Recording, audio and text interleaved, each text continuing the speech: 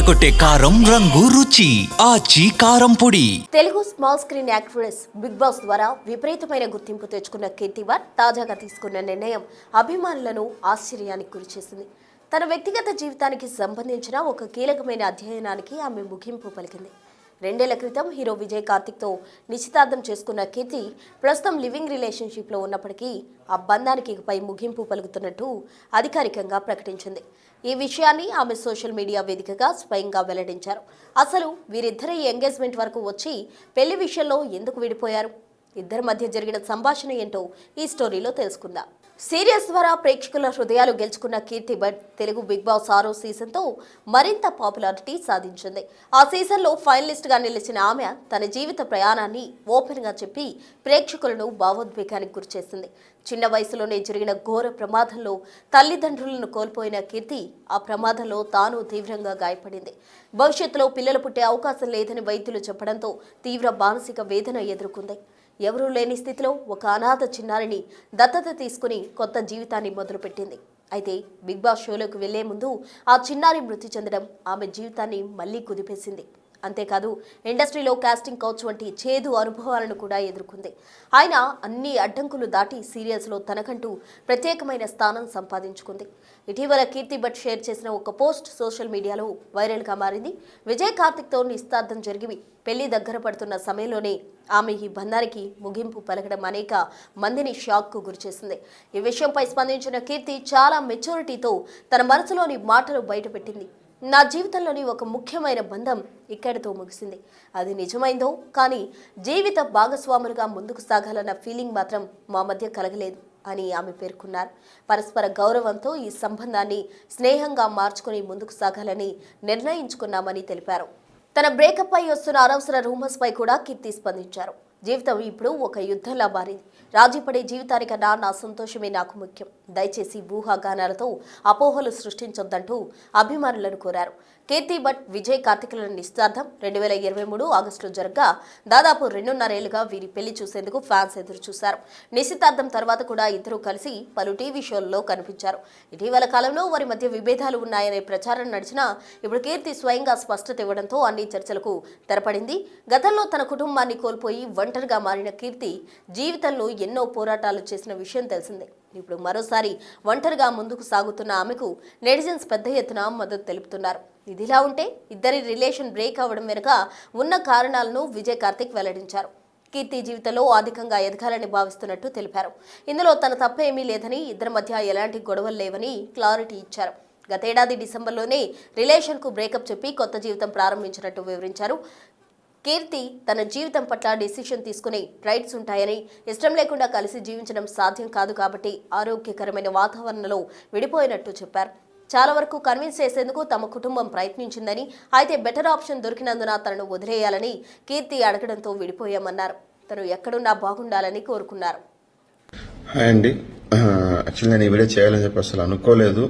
But నిన్న evening నుంచి కీర్తి గారు ఒక పోస్ట్ పెట్టిన తర్వాత చాలా మంది మెసేజ్ చేసేసి నన్ను ఫోన్ చేసి అడుగుతున్నారంట, దయచేసి మీరు ఇలా కీర్తి గారిని వదిలేయకండి, ఏమన్నా కూర్చొని మాట్లాడుకోండి అని చెప్పి చాలా మంది కంటిన్యూగా మెసేజ్ పెడుతున్నారు.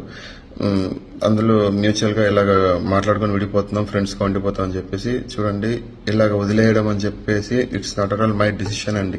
ఎందుకంటే నేను ఆల్రెడీ తనను పెళ్లి చేసుకొని లైఫ్ లీడ్ చేయాలి, ఈ ఇయర్ పెళ్లి చేసుకోవాలని చెప్పి నేను కానివ్వండి మా ఫ్యామిలీ కానివ్వండి చాలా మంది కోరుకున్నది అదే అనమాట. సో అలాంటప్పుడు నేను ఎందుకు మ్యూచువల్గా విడిపోవాలని చెప్పి డిసిషన్ తీసుకుంటానండి. It's not at all my decision, it's our own decision అనమాట అట్లా విడిపోవాలని చెప్పేసి. ఎందుకంటే సో నేను ఇంకా స్టేబుల్ కాలేదు, ఫైనాన్షియల్గా స్టేబుల్ కాలేని ఒక రీజన్. సో తనకు స్ట్రాంగ్గా ఇది అనిపించింది. సో తన డిసిషన్ తీసుకోదని చెప్పి తను డిసెంబర్లోనే చెప్పి she started her new life already. Let it be no issue, because తనకు తన లైఫ్లో డిసిషన్ తీసుకోవడం రైట్స్ ఉంటుంది. I respect the decision also, whatever it might be. But I tried, అంటే నేను చాలా వరకు కన్విన్స్ చేశాము తనని. అంటే ఒక ఫైనాన్షియల్ విజన్ వల్ల ఇలాగ డిసిషన్ తీసుకొని వెళ్ళిపోయి చేయడం కాదంటే, సో షీ క్లియర్లీ టోల్డ్ లేదు, నాకు ఇలా కాంప్రమైజ్ అయ్యి బతకడం నాకు ఇష్టం లేదు. సో ఉన్న లైఫ్ ఇది బతకాలని చెప్పేసి డిసిషన్ తీసుకొని తనకు already best option, already better option దొరికారు అని చెప్పి షీ క్లియర్లీ టోల్డ్ మీ, నన్ను వదిలేస్తే I will go on my start my life అని చెప్పేసి ఆల్రెడీ డిసెంబర్లోనే తను నాకు చెప్పారు. అండ్ నేను మాల్లో ఉన్నప్పుడు ఆ డిసిషన్ ఏం చేయాలో తీసుకోలేకపోయారు. బట్ చాలా వరకు నేను కన్విన్స్ చేశాను తనని, వద్దు అంటే ఆల్రెడీ మనం పెళ్లి చేసుకుందంటే లేదు, షీ క్లియర్లీ అంటే డిసిషన్ తీసుకునేసరి అదే వచ్చింది అనమాట, ఇలాగ విడిపోదాం అని చెప్పేసి. సో ఆ లోపటికి అంతా మొత్తం ఎవ్రీథింగ్ వాజ్ హ్యాపెండ్ అనమాట. సో నాకు ఇంకా ఆప్షన్ అంటే I don't have option to discuss also, because తను స్ట్రాంగ్ గా డిసిషన్ తీసుకొని వచ్చి నాతో కూర్చొని డిస్కస్ చేశారు ఇలాగా విడిపోవాలని చెప్పేసి. అలాంటప్పుడు మనం ఫోర్స్ఫుల్ గా మళ్ళీ ఆ ప్రేమని ఎవరితో తీసుకురాలేమండి. సో నేను కానివ్వండి, మా ఫ్యామిలీ ఫ్రెండ్స్ అందరూ try to convince sir, but it couldn't happen. It's become a failure అయింది అనమాట. So seriously sorry, fine, what ever, ఎక్కడున్నా వాళ్ళిద్దరు హ్యాపీగా ఉండాలని చెప్పేసి అనుకుంటున్నాను. అండ్ చాలా మంది ఎందుకు మీరు ఇంకా డిలీట్ చేయట్లేదు, తను డిలీట్ చేసింది కదా అంటే, ఫైన్ అండి, ఒక పోస్ట్ పెట్టడం ఈజీ అవుతుంది, బట్ కానీ ఒక పోస్ట్, ప్రతి పోస్ట్ వెనకాల ఒక ఎమోషన్ అనేది ఉంటుంది. నిజంగా ఆ పెయిన్ నాకు నిజంగా ఎప్పుడైతే తగ్గుతుందో I try to delete that post also అండి. థ్యాంక్ యూ, అండ్ నిజంగా thanks for support who all supported these days. నేను కూడా ఇంత షార్ట్ టర్మ్ లో నా ఎండ్ అవుతుంది నేను ఎక్స్పెక్ట్ చేయలేదు. But okay fine, it's God's plan అన్నప్పుడు మనం ఏం చేసాం కాదు, fine, let her be happy. So ఇప్పుడు దొరికిన కంపెనీతో తను హ్యాపీగా ఉండాలని చెప్పేసి నేను కూడా అయ్యప్పని కోరుకుంటున్నానండి. Thank you. అండ్ దయచేసి ఈ యొక్క డిసిషన్ ని అందరూ యాక్సెప్ట్ చేసుకోవాలని చెప్పి రిక్వెస్ట్ చేస్తున్నాను. అండ్ ఎవరెవరు మా ఇద్దరికి ఆ స్పేస్ కొంచెం నిజంగానే కావాలని చెప్పి అందరినీ రిక్వెస్ట్ చేస్తున్నాను. మీరు దీన్ని వేరేలాగా ఏదో వాళ్ళకి తోచినట్టుగా చేసుకొని, అండ్ ఇంకొంతమంది పిఆర్లకు నేను డైరెక్ట్ గా రిక్వెస్ట్ చేస్తున్నానండి, ప్లీజ్ ఇలాగా ఇద్దరు లైఫ్ లో ఒక పెయిన్ లో ఉన్నప్పుడు మీరు దాన్ని వేరేలాగా పోర్ట్రే చేసి డిజైన్ చేయకండి. ఎందుకంటే ప్రతి ఒక్కరికి ఒక లైఫ్ అనేది ఉంటుంది. సో రేపు కూడా మీకు ఇలాంటి ప్రాబ్లం వచ్చినప్పుడు మీకు తెలుస్తుంది. ఏదో డబ్బులు ఇస్తున్నారు అని చెప్పేసి ఏదో కమెంట్లు పిచ్చిగా పెట్టడం దయచేసి ప్లీజ్ మానుకోండి. ఇది రియాలిటీ షో కాదు, ఇట్స్ రియల్ లైఫ్ అండి. సో ప్లీజ్ ఎవరైనా సరే ఆ నెగిటివ్ కమెంట్స్ పెడుతున్న వాళ్ళకి మేము రిక్వెస్ట్ చేస్తున్నాము, ప్లీజ్ థింక్ ట్వైస్ మీరు పెట్టే ముందు. ఎందుకంటే మీకు ఒక లైఫ్ ఉంది, మీరు it might B a girl or a boy, మీకు రియల్ లైఫ్ లో ఒక పర్సనల్ లైఫ్ అనేది ఉంటుంది అనమాట. మీకు ఇలాంటప్పుడు జరిగినప్పుడు you feel the real pain what I'm today suffering అనమాట. సో నేను రిక్వెస్ట్ చేస్తున్నాను.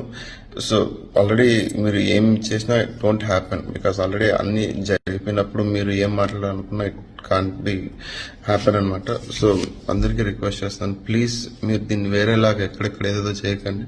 It's our own choice and own life. So ఎవరికి ఎప్పుడెప్పుడు ఎక్కడో రాసిపెట్టి అంతవరకే అవుతుంది, అంతా అయిపోయింది. So you can't do anything. Sorry to say this guys. Thanks, really heartful thanks. So చాలా ఇన్ని రోజులు మీరు ఎలాగైతే వెయిట్ చేశారు, నేను కూడా అలాగే వెయిట్ చేశాను మా మ్యారేజ్ కోసము. బట్ కానీ ఇంత వెరీ షార్ట్ లో అవుతుంది నేను కూడా ఎక్స్పెక్ట్ చేయలేదు.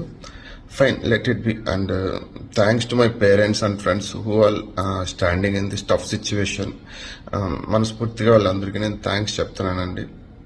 అండ్ ప్లీజ్ మీరు కూడా సపోర్ట్ చేస్తారని చెప్పి ఎక్స్పెక్ట్ చేస్తున్నాను. థ్యాంక్ యూ అండి, థ్యాంక్ యూ.